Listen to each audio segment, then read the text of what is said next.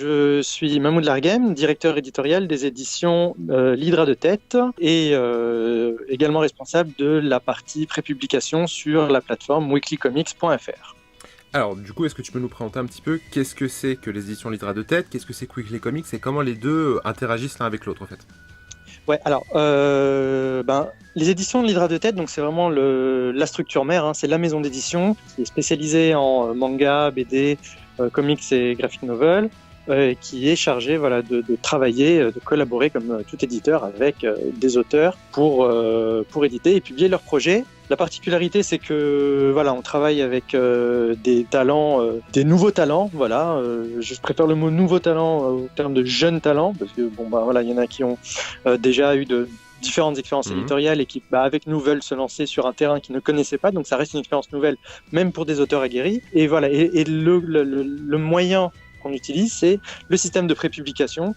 Et c'est là que la plateforme Weekly Comics entre en jeu parce que les auteurs, pendant leur processus de création, on travaille avec eux pour la maturation de ce projet qui est mis en ligne sur la plateforme chapitre par chapitre à mesure que la production avance. Et les chapitres sont, eux, le premier chapitre est gratuit et puis les chapitres suivants s'achètent pour encourager les auteurs pendant leur création et on est entre 50 centimes et 1 euro pour du manga et 1 euro pour de la BD et du graphic novel. Donc on a vraiment une structure qui englobe l'autre parce qu'au terme de la prépublication, quand le travail sur Weekly Comics est entre guillemets terminé, même s'il restera toujours disponible, une fois que l'œuvre est suffisamment avancée en termes de chapitres et qu'on a assez de contenu, la version papier, elle prendra le relais. C'est les éditions H2T et l'Hydra de Tête qui s'occupent de ça. Voilà. D'accord. Alors donc le principe, c'est qu'il y a plusieurs séries dans différents genres. Alors nous, ce qui intéresse, c'est le manga, plus particulièrement le manga français, mais il y a aussi donc de la bande dessinée, du graphic novel. Et donc vous avez un rythme régulier des chapitres qui sortent. C'est quoi le rythme de sortie sur le site, au fait ?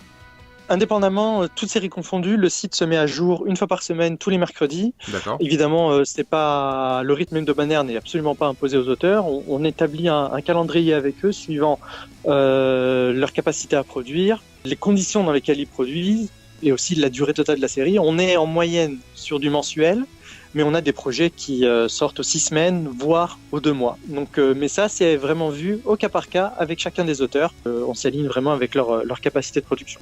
D'accord, selon le rythme et ce qu'ils peuvent produire, quoi. Voilà, exactement, le rythme que eux peuvent soutenir et maintenir, même si parfois certains auteurs ont tendance à être en capacité de produire assez vite, notamment au début. En milieu et en fin de tome, parfois, il y a des choses qui ont besoin d'être un peu plus calibrées. Oui. Donc là, au risque que ça s'allonge, on préfère avoir des délais réguliers, même plus larges dès le début.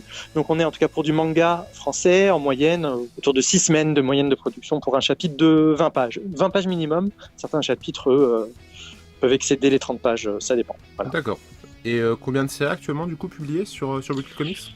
Alors, au niveau manga, on est sur 6 séries. On a Euterpe, on a Nanobrest de Kali, donc Euterpe de Art of Key, pardon, un Nanobrest de Kali, d'Encre de Feu du duo Cab et KTA. On a Entité de Romain Lamine. On a également 2 auteurs qui sont des auteurs italiens. Donc en fait, on a des auteurs français, mais également des auteurs transalpins qui sont Red Jet pour le manga Space Duck RG et Rossella Sergi pour le shoujo Josei, parce qu'on ne sait pas vraiment. Et je vois du coup que donc, vous avez des auteurs étrangers, et d'ailleurs le site propose le français, l'anglais et l'italien. Ça marche pour toutes les séries ? Exactement. Alors nous, à l'heure actuelle, la plateforme est en train de se mettre à jour pour pouvoir accueillir les différentes langues. Dans un premier temps, c'est la version italienne qui va compléter l'offre éditoriale. Donc tous les projets seront nativement en français et en italien. Et puis dans le courant de l'année, je dirais autour de l'été, on aura la version anglaise. L'idée étant vraiment d'essayer de propulser un maximum des séries vers l'infini et au-delà, comme dirait l'autre. Donc c'est oui, donc 3 langues, absolument. Et alors du coup, donc vous êtes vraiment sur le créneau de la prépublication, mais en numérique. Alors la prépublication papier en France, on l'a déjà eu. Il y a déjà eu plusieurs tentatives qui n'ont jamais vraiment beaucoup fonctionné ou très longtemps. Est-ce que le numérique, c'est pour la prépublication, pour vous, c'est le meilleur compromis qui existe ? Très clairement, oui, absolument. Le numérique permet en fait de redistribuer un petit peu les rôles d'une pièce de théâtre qui finalement n'intéresse plus grand monde. C'est-à-dire que les auteurs aujourd'hui, grâce aux outils de communication qui sont mis à leur disposition, peuvent se substituer à des attachés de presse. En gros, ils arrivent eux-mêmes à s'occuper de leur série, d'en faire la promotion et de discuter avec leur lectorat.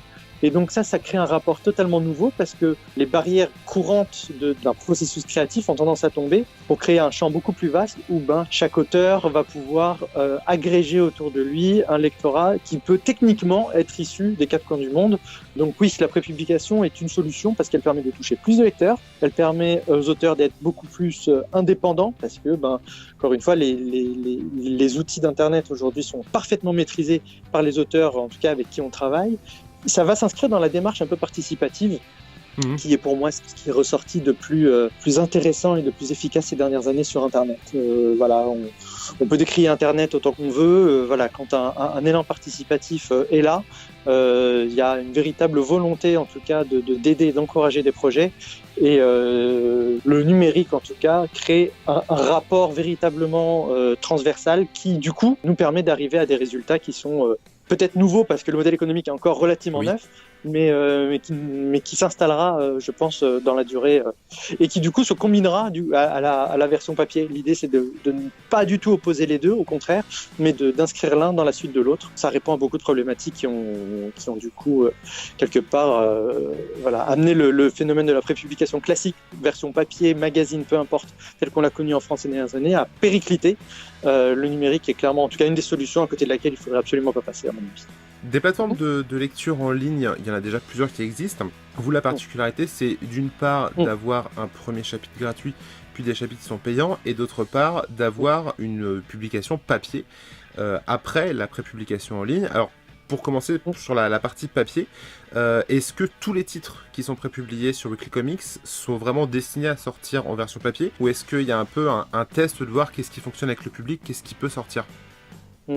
Alors non, ce n'est pas un test. Donc oui, toutes les séries qui vont sur Weekly Comics ont pour vocation à être publiées en version physique. C'est une condition, il n'y a pas de condition à ça. Voilà, on signe un projet, donc on croit en nos projets. Le seul facteur qui rentre en ligne de compte avant la sortie papier, c'est le temps d'amener le projet à maturation. Toutes nos séries, à terme, seront forcément proposées en version papier dès qu'on a suffisamment de contenu pour pouvoir en faire une version papier. Donc, et c'est sans distinction aucune.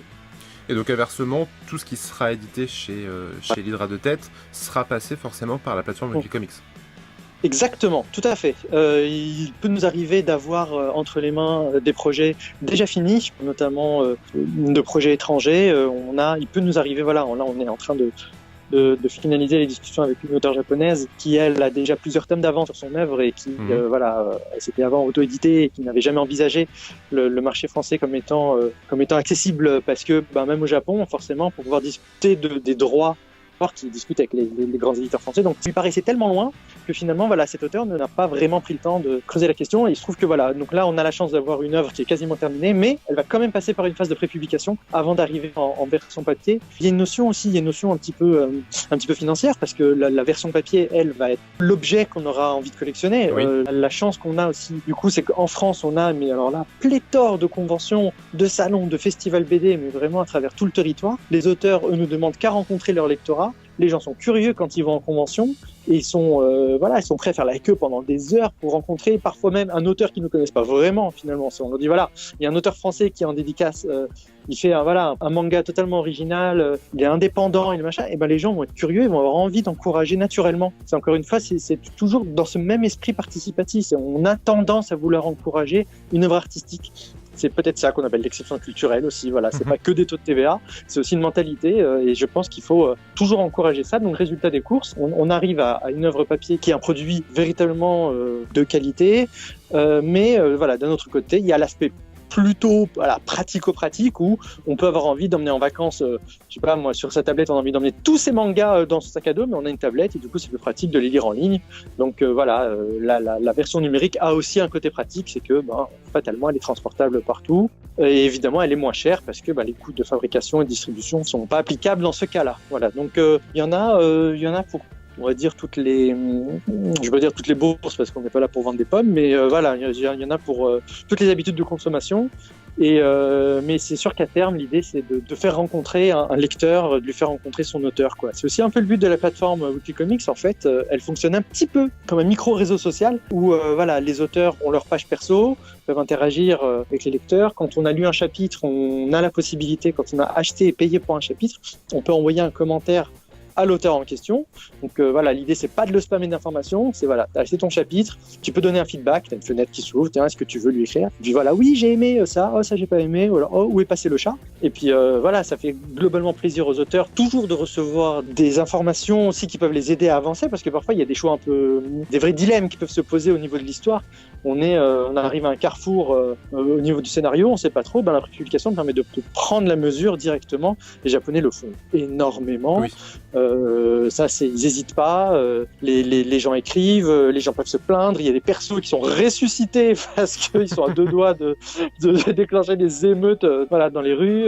Donc voilà, on établit un lien. La particularité d'arriver dans une librairie et de trouver un livre, c'est qu'il y a un côté plus spontané. Voilà, j'arrive, je discute avec mon libraire, si j'ai la chance d'avoir un libraire qui a l'habitude de me conseiller, quand il travaille pas forcément pour une très grande enseigne et qu'il a le temps de prendre soin de ses lecteurs et de sa clientèle, et ben voilà, on arrive et il y a un nouveau produit, il y a un nouveau livre, qu'est-ce que c'est? Tu m'en parles, j'adore, j'aime pas, j'achète pas. Mais la prépublication, elle permet justement de tisser quelque chose de plus solide.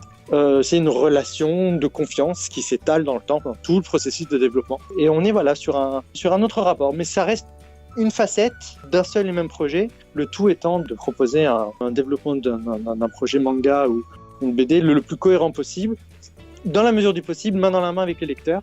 Puis toujours nous, en tout cas, d'un point de vue éditorial, on est toujours très très content de s'impliquer dans des projets comme ça, parce que c'est des talents bruts, c'est des talents bruts qui, pour la plupart, nous le disent aussi, voilà, on a frappé à la porte des éditeurs et puis ils nous l'ont refermé à la gueule parce que c'est relou, parce que le licensing c'est plus pratique, et la créa c'est plus relou, c'est plus chiant, faut s'impliquer, faut machin, ce truc, c'est pas balisé, c'est plein d'imprévus, on ne sait pas ce qui peut se passer, nous on n'est pas du tout dans ce créneau-là, on est une jeune maison d'édition, on essaie de rester le plus proche de la réalité du terrain et de la réalité des auteurs qui eux créent, et cette réalité parfois est faite d'impondérables. Nous, notre boulot c'est d'aménager le mieux possible, en tout cas d'offrir les meilleures conditions pour que les auteurs puissent avancer malgré les impondérables. Et pour l'instant, on n'est pas déçus. Ce lien, justement, il se ressent vachement, je trouve. Donc, comme t'en parlais, il y a la possibilité d'envoyer un message à l'auteur après avoir lu un des chapitres. Mais il y a aussi, on voit une grosse communication sur le site des salons sur lesquels vous êtes présents et sur lesquels seront présents vos auteurs. On sent que c'est vraiment important pour vous de pousser et de faciliter un peu la communication entre les auteurs et leur public. En fait, c'est quelque chose qui est venu d'un coup volontairement de votre part, ou c'est aussi quelque chose qui est assez demandé par les auteurs? En fait, c'est un constat. Quand on a commencé à regarder les projets au tout début de notre travail éditorial, on a commencé à regarder un peu l'éventail de tous les talents qui existaient, et ils avaient tous le même point commun, c'est que ils étaient tous sacrément impliqués dans les différents blogs, les différents forums, tout ce qui peut se dire sur leur projet. Beaucoup viennent du fanzina, donc il y a un lien naturel qui se crée, qui existe déjà. Nous, on est arrivé, on a fait un constat, on a fait putain, mais évidemment, je veux dire, les mecs, c'est des fanzineux, donc forcément, ils ne peuvent pas vivre, ils ne peuvent pas créer, ça n'a aucun intérêt si il n'y a pas ce contact direct avec le public. Du coup, on s'est juste appuyé sur ça, on s'est reposé sur ça, sur le savoir-faire de nos auteurs en termes de communication, et c'est là que on touche à quelque chose d'assez novateur, c'est que on n'a pas forcément vocation à avoir un département marketing et communication genre de la NASA pour arriver à pousser des projets comme des malades. Non.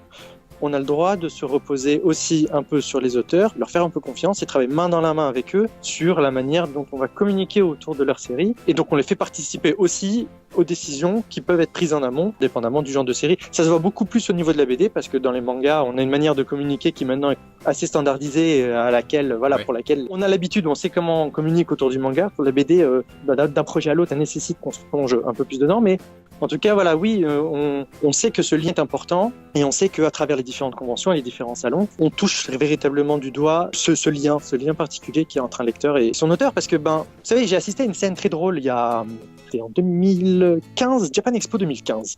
Japan Expo 2015, il y avait, oui, parce qu'en 2016, ils n'avaient pas ce stand en Kama. Donc, voilà, donc moi j'ai la chance d'être assez proche de l'auteur de Radiant, l'ami Tony. Dans ma précédente vie, j'étais libraire spécialisé à Montréal et spécialisé dans le manga. Le but était d'introduire le manga à la société du Québec qui était relativement novice, mais demandeuse. Du coup, comme Tony était installé là-bas, on était appelé à se voir souvent pour les différentes dédicaces de Radiant. Et j'ai pu voir de mes yeux à quel point les gens pouvaient être extrêmement patients quand ils savaient qu'à l'arrivée, ils allaient rencontrer un de leurs auteurs. À Japan Expo 2015, j'avais vu un peu la même chose. Évidemment, Tony, quand il vient, il est toujours pris de partout, il donne plein d'interviews et forcément, l'emploi du temps au niveau des dédicaces, parfois peut en souffrir. Et voilà, il y avait ce gars qui était là, qui attendait depuis super longtemps. La dédicace avait pris du retard. Il disait putain et tout, et il était super excédé. Il disait putain, j'en ai plein le dos, j'en peux plus, c'est le bordel. Moi, je suis venu exprès du Maroc pour rencontrer Tony. Ça fait super longtemps que j'attends, machin, il est en retard et tout. À la seconde où il s'est retrouvé face à lui, tout s'est volatilisé, mais genre d'un coup. Et là, j'ai vu le truc, je fais mais c'est magique en fait. Il y a une forme de magie qui est en train d'opérer là sous mes yeux. Il y a un lien qui transcende énormément de choses. L'importance des dédicaces, tu vois. On en parle un peu aussi en ce moment. Il y a les premiers coups de gueule d'Angoulême là qui commencent à tomber. Alors du coup, c'est un sujet récurrent. Mais oui, il y a quelque chose de magique là-dedans et ça fait partie du package, du package de la relation entre un auteur et son lectorat. Et ça, c'est un truc à côté duquel on peut pas passer. Nos auteurs savent très bien faire. Nous, notre boulot, c'est juste de les pousser un peu et de les soulager de certaines choses, pour lesquelles ils sont pas forcément formés, et puis voilà, leur boulot, c'est d'avoir le nez dans leur univers. Nous, on est là pour parfois leur donner un petit peu le recul, dire non, attention, là, ça va. Alors oui, c'est très bien, on pousse. Et puis à l'arrivée, on essaie d'être le plus présent possible, dans les conventions. Puis eux, ils jouent le jeu. Je veux dire, nous, cette année, on est appelé à avoir un stand de Japan Expo pour la première fois, parce qu'on aura pas moins de 3 mangas qui sortiront en papier. D'accord. Et du coup, voilà. Mais avant ça, il s'agissait quand même de promouvoir la prépublication. Les auteurs qui avaient des stands à eux, sur leur stand d'artistes, faisaient naturellement la promotion de ça parce que, on est tous, on est tous liés. Et puis, il y a une petite notion de famille. Alors, je veux pas jouer le mec, qui pète des arcs-en-ciel. Il y a une petite notion de famille. Je vois tout à fait. Qui est un véritable engouement. Les auteurs se font leur publicité entre eux. Quand un chapitre sort, c'est relayé par les autres. Allez voir ce que fait machin. Donc ça, c'est super cool. C'est tout à fait l'esprit dans lequel on veut avancer ensemble.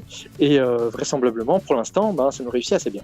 Un point qui est intéressant, je trouve aussi, c'est que entre un auteur complètement solo qui va publier sur n'importe quelle plateforme ses planches et un auteur qui est édité, la grosse différence, c'est qu'il y en a un qui va des fois publier à la planche, donc il va avoir un retour qui est immédiat, là où l'auteur édité ne va avoir un retour qu'après le tome entier, qui prend des fois 6 mois à 1 an de travail. La prépublication entre deux leur permet d'avoir un retour assez régulier, je pense. Est-ce que c'est quelque chose qui les intéresse du coup ? Ah, totalement, parce que c'est assez compliqué en fait pour un éditeur de toujours avoir l'œil sur l'évolution d'un projet au quotidien. De la même manière, c'est toujours compliqué pour un éditeur d'avoir l'œil sur l'évolution de ce même projet sur des périodes beaucoup plus longues, des périodes semestrielles ou annuelles. Alors que effectivement, on est dans un timing qui, on regarde toutes les 20 pages. Ce que ça va donner, le chapitrage, c'est quand même un truc magique pour ça. C'est les checkpoints des jeux vidéo, tu vois. Bon, moi, je suis pas adepte des checkpoints à répétition, je suis pas un joueur de Dark Souls qu'un joueur d'Uncharted, tu vois, mais le côté, on se met, au même rythme, ça fait que du coup, notre échelle de temps est commune, voilà. C'est-à-dire que quand je reçois un storyboard et que je suis capable de le relier avec ce qui a déjà été paru en format fini, planche ancrée, propre, machin, et que j'arrive à l'intégrer avec le scénario qui doit arriver après mais qui n'est pas encore crayonné, storyboardé. Du coup, je vois 3 phases qui s'imbriquent les unes dans les autres. J'ai l'ancré, j'ai la crayonnée, le storyboardé, et j'ai des annotations sur le truc qui doit arriver après. Donc en fait c'est ça, on est sur 3 strates qui s'imbriquent parfaitement et on comprend d'autant plus la manière dont un auteur peut avancer dans le processus créatif, et nous on a besoin de se mettre à son rythme, pouvoir embarquer avec lui dans le processus créatif. On peut pas se permettre d'arriver, je parle en tant qu'éditeur mais même en tant que lecteur, je veux dire je peux attendre un tome pendant des années s'il le faut, mais c'est vrai que quand c'est des licences étrangères par exemple, moi, je préfère attendre que le tome soit fini, tu vois, parce que par exemple, moi, ma série phare, pour moi, la plus belle chose que l'humanité n'a jamais créée, c'est le manga Berserk. Ouais. Et voilà, j'ai pas de problème à attendre 2 ans pour un tome, tu vois. De la même manière, je comprends les gens qui arrivent à lire chapitre par chapitre, et ils me disent, putain, mais je sais pas comment vous faites, il y a tellement peu, il faut avoir un livre en entier. Ça peut avoir un côté un peu frustrant, ouais. C'est ça, mais alors que pour un lectorat qui veut encourager son auteur, je trouve qu'à la planche, c'est pas suffisant pour prendre du recul. C'est impossible. On est obligé d'articuler des éléments. Ça sert à rien que je m'énerve sur une page en me disant mais putain, mais ça arrive trop tôt ou ça arrive trop tard, alors qu'à la page d'après, je vais faire ah non, en fait c'est bon. C'est pas utile. Non. Alors que sur une vingtaine de planches, sur un chapitre, surtout que généralement le chapitre, il a déjà une thématique. Tu vois, il y a un titre qui vient sur le chapitre, quelque chose va être abordé. Sauf si on est dans un gros combat ou dans une séquence de révélation qui va s'étaler sur 2 ou 3 chapitres. Mais là, en général, il y a une action particulière qui est traitée dans le chapitre et il y a l'action suivante qui est teasée à la fin du chapitre. Donc, à partir du moment où on arrive à rentrer tous les éléments nécessaires, en tout cas au bon déroulement de l'histoire dans le chapitre, et qu'on n'abandonne rien en route, eh ben la frustration est déjà largement atténuée. On se dit, putain, mais ok, j'attendais ça comme réponse, j'ai été teasé, il y a eu un cliffhanger à la fin du chapitre précédent, et ben maintenant la réponse, je l'ai eue, je peux passer un peu plus sereinement au chapitre d'après, alors que, bon voilà, j'ai déjà été teasé sur ce qui doit arriver, mais voilà. Du coup, vous avez sur les chapitres qui sortent un regard, un conseil, vous recevez comme n'importe quel éditeur en fait, vous recevez les planches au fur et à mesure, vous pouvez conseiller les auteurs dessus, ou est-ce qu'ils sont complètement en roue libre ? Alors, ils sont totalement en roue libre au niveau de la thématique qui est traitée. Je vais donner un exemple. On va prendre l'exemple de Kali. Elle veut parler de Shoujo Ai. Aucun problème à partir du moment où elle connaît son sujet, elle veut le traiter, elle le traitera intelligemment. C'est-à-dire qu'à partir du moment où j'ai donné mon accord pour qu'on publie du Shoujo Ai, j'ai sensiblement plus rien à dire sur le déroulement de l'histoire.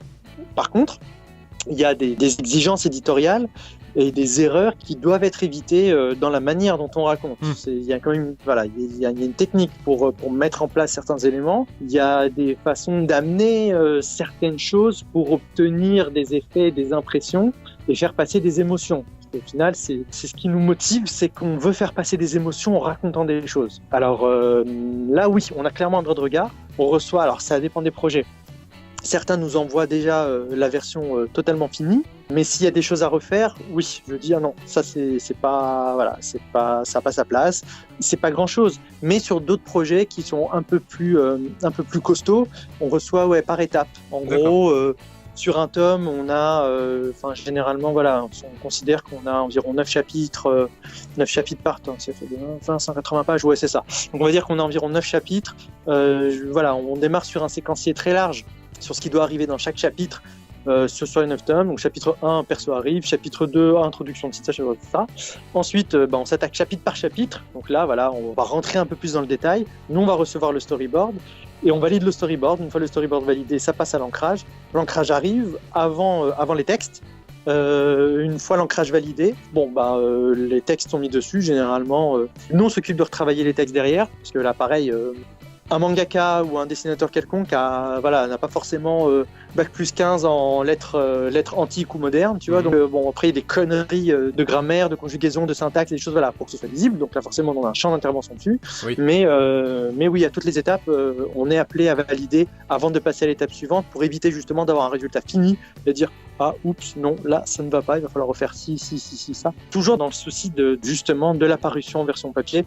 Oui. Autant la prépublication peut faire office de test, il y aura des modifications, il y aura des changements entre la version prépub et la version finale, ça c'est sûr, mais pour minimiser ou en tout cas réduire un maximum ces petites adaptations et ces corrections à faire après, on préfère les faire pendant la phase de prépub. Voilà. Oui, c'est assez logique de toute façon. Pour revenir du coup sur la prépublication, au niveau des chapitres, on en parlait tout à l'heure, le premier est gratuit, les suivants sont payants sur une base fixe de 20 pages minimum pour, je crois que c'est 49 centimes au chapitre. Exactement, 49 centimes TTC, absolument. D'accord. Et du coup, derrière ça, moi j'ai ressenti, à la fois le fait de devoir financer un peu la machine pour que ça fonctionne tout simplement, mais aussi c'est clairement indiqué qu'il y a 60% hors taxe du prix du chapitre qui est directement remis à l'auteur. Donc il y a une certaine envie peut-être aussi à l'achat des chapitres de soutenir un peu son auteur favori financièrement en fait. Absolument. Enfin, faut quand même qu'ils arrivent à créer dans des bonnes conditions. Certains, ont un job à côté. D'autres aimeraient beaucoup justement réduire leur nombre d'heures pour le boulot, pour essayer d'en consacrer un peu plus à leur passion. Et si on peut, en fait, nous à la base, on aurait aimé leur donner genre 95%. Mais c'est juste que il y a une réalité économique et technique aussi parce que une plateforme comme ça s'entretient. Il y a des frais bancaires, il y a des trucs qu'on n'avait pas forcément pensé au début. Puis ensuite, on s'est dit malheureusement, on va être obligé de Et puis évidemment, il y a la part de l'éditeur. Au final, on est au plafond maximum de ce qu'on peut leur reverser. Et oui, effectivement, on s'est dit mais pouvoir percevoir un revenu pendant la phase de prépublication, c'est quand même royal. D'autant que c'est intéressant de voir que les habitudes entre les pays peuvent aussi changer. On va avoir bientôt la plateforme en version italienne qui va arriver, la version anglaise. Donc voilà, l'idée d'encourager n'est pas forcément la même d'un pays à l'autre. Oui. Si parfois il peut, sur certains projets, y avoir des lecteurs qui sont peut-être un peu plus frileux, d'autres pays ont peut-être plutôt tendance à plus facilement vouloir encourager les lecteurs, les auteurs. Mais le truc important, c'est que nous, à la fin, le livre sortira en version française, mais a priori, on n'a pas vocation à le sortir en italien en Italie.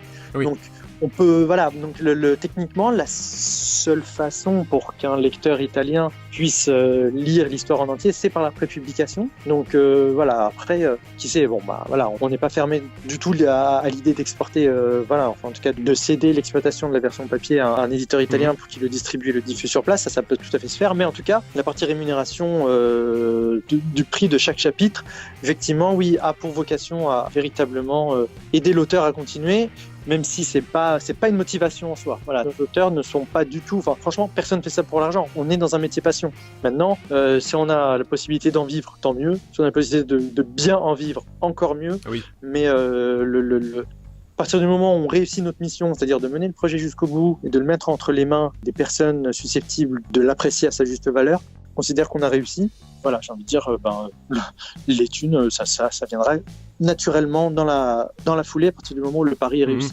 Mais oui, donc c'est ça. Donc on est à 49 centimes par chapitre. C'est pour un chapitre de 20 pages. Il y a des chapitres, comme je te disais, qui font 25, 26, 27, 30. Je crois qu'il y en a même un de 37 qui est paru il y a pas très longtemps. Je crois le premier d'Encre de Feu était ou le deuxième, je sais pas, était gigantesque. Là, le prochain Deepscar, le premier Deepscar qu'on va mettre en ligne, il va faire 37 pages, un truc comme ça.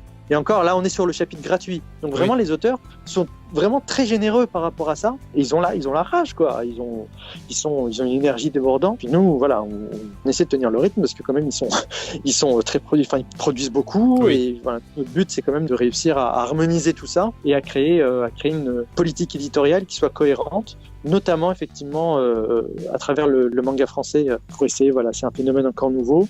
Mais c'est sûr que toutes les initiatives qui ont pour vocation à encourager les auteurs pendant leur création, à les soulager un peu, sont bonnes à prendre. C'est pour ça que la rémunération par chapitre était indispensable pour nous. Oui. Et au niveau des sorties papier, du coup, qu'est-ce qui arrive là en premier ? C'est quoi les premiers à sortir dans les temps à venir ? Alors, a priori, 2017, je ne pourrais pas donner la date exacte, mais 2017 va avoir, si je ne me trompe pas, la sortie d'Encre de Feu, la sortie de Ananobresse, la sortie de Euterpe et la sortie de Space de Cargé. Donc déjà, rien que sur cette année, on a 4 séries qui sortent. D'accord. A priori, il est possible qu'on en ait déjà 3 sur les 4 qui sortent avant Japan Expo. D'accord. Donc on aura un calendrier chargé, sachant qu'on a 3 nouvelles licences qui rentrent avant Japan Expo et qui du coup vont continuer à renouveler le parc. C'est pour l'instant des séries relativement courtes qu'on a. Ananobresse devrait s'échelonner a priori sur 2 tomes. Oui, c'est ce que c'était sur la page. Ouais, exactement. Même chose pour d'Encre de Feu. D'Encre de Feu étant en préquel à l'univers de Durn. Donc là, pareil, on va plutôt être sur un diptyque. Et puis, je crois que c'est pareil pour Euterpe aussi. Donc, c'est ça. Donc, on devrait avoir un calendrier assez chargé, en tout cas d'ici Japan Expo. Dès qu'on a des premières dates, en tout cas une fenêtre de tir très précise, on vous tiendra au courant. Mais ça va se passer, je pense, dans le premier semestre. D'accord. Et au niveau de la distribution, qu'est-ce qui est prévu? Une vente en ligne? Est-ce qu'on pourra les trouver en boutique? Alors, très certainement, dans un premier temps, la seule information que je peux te donner, c'est que oui, donc ils seront disponibles à l'achat en ligne. Donc, tac, on commande, ça arrive à la maison. Et pour les boutiques, pour l'instant, c'est en discussion. Le canal de distribution n'a pas encore été définitivement décidé et validé. Mais pareil, hein, je te tiendrai au courant, pareil, dès qu'on en saura davantage de ce côté. De toute façon, oui, nous, dès qu'il y aura les informations, on les relaiera aussi. Dernière chose, du coup, moi, donc, je m'y suis essayé, je me suis inscrit, j'ai pris mes chapitres, j'ai ma collection qui commence à se remplir.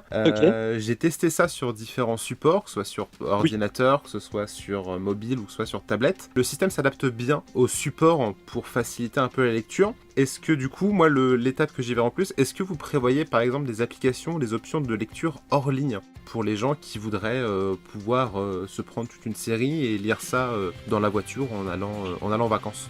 Absolument, c'est totalement prévu. Dans un premier temps, effectivement, on est dans la plateforme est encore en train d'évoluer. Il y a des trucs qui se passent en back qui ne se verront pas, mais effectivement, au niveau de l'expérience, on met la plateforme à jour régulièrement. Une fois qu'on aura un contenu éditorial complet, donc en gros, à partir du moment où les premiers livres complets pourront, parce que forcément, une fois les chapitres terminés, l'option d'acheter le livre intégralement dématérialisé sera aussi disponible. À partir de là, on devrait commencer à mettre en place la possibilité d'un téléchargement d'un fichier qui serait lisible sur une application dédiée. Ouais, absolument. Donc, c'est dans les projets. J'ai pas de fenêtre encore de tirade de données, mais c'est clairement dans les projets. On va naturellement tendre vers ça, même si la première manière d'apprécier, de lire et de naviguer à travers les projets, ce sera en passant par une connexion Internet pour l'instant. Voilà. Mais c'est vrai que c'est bon à savoir pour les gens ils auront peut-être cette possibilité à l'avenir et que de toute façon, on part sur le principe que le chapitre téléchargé n'a pas de durée de vie. Absolument pas. Absolument pas. On est complètement, il n'y a aucune forme de durée de vie. C'est quelque chose qui est payé, qui appartient naturellement à son propriétaire, donc ça n'a aucune durée de vie. Il s'agit juste d'arriver à articuler la capacité de lire un fichier hors ligne avec tout ce que ça comporte comme exigence technique, le fait de pas se le faire pirater, le fait que le machin soit crypté. Alors, tout ça, c'est la partie des techos que moi j'aborde tellement pas, mais en tout cas, j'abonde complètement dans ce sens-là. Oui, c'est à terme quelque chose qui devrait voir le jour. Ouais. Très bien. Eh ben écoute, je te remercie pour toutes ces réponses, cette présentation. Nous, on va suivre ça. On a hâte de pouvoir mettre la main sur les premiers exemplaires papier pour pouvoir tester tout ça. Ou de toute façon. Vous en recevrez. À partir du moment où ça arrive, nous on a un service de presse qui enverra ça à tous les magazines, les blogs, les sites et naturellement Parlons Manga. Vous en recevrez, vous serez parmi les premiers à en recevoir et à pouvoir les lire et les apprécier pour ceux qui n'ont pas déjà tout lu en version démat. Voilà. Et ça, c'est pas dit selon les séries. Exact. Et merci beaucoup. Et puis donc on vous invite à aller faire un tour sur Weekly Comics pour découvrir un peu tout ça. Les premiers chapitres sont gratuits, profitez-en. Et puis de toute façon, on vous fera suivre l'actualité selon ce qui arrivera tout simplement. Merci beaucoup pour tes réponses. Et merci Sylvain. Et puis une prochaine pour d'autres interviews, d'autres informations. Merci, au revoir.